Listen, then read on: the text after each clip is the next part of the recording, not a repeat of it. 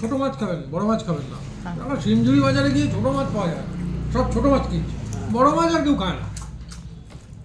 মানে কাতলা পাতলা কেউ খাচ্ছে না। ছোট মাছ ছেলেগুলো খেতে পারে না, বাবা খেতে পারে না। আরে সেটা না, এখন তুমি 20 বছর বয়সে তুমি এই খেতে ভালোবাসো।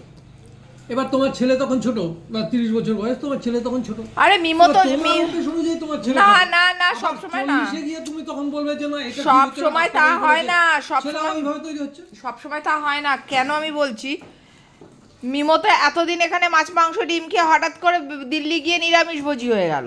এক নম্বর, মিমো ছোটবেলায় কিভাবে মাছের মুড়ো খেত, বাটা মাছ ফাছ মুখে পুরো ঢুকে চিবিয়ে চুবিয়ে খেত। এখন তো খাই না। কেন খেত জানি না, বাড়িতে আসতো তাই খেত। সমুদ্র খেত না, বাড়িতে আসতো মামলা, সমুদ্র খেত না। ওগুলো মিমো ইলিশ মাছ খেত না, হঠাৎ করে বহরমপুরে গেল, গিয়ে ইলিশ মাছ খাওয়া শিখলো। ভালো হয়েছে ঝোলটা? ভালো হয়নি আজকে না? হ্যাঁ, আজকে খুব একটা ভালো হয়নি, আমিও বুঝলাম। মাছ যত পুরনো হতে থাকে ঝোলের কোয়ালিটিও বাজে হতে থাকে। বাবারে, এই চিপসগুলোকে কি সুন্দর সাজিয়ে রেখেছে রে।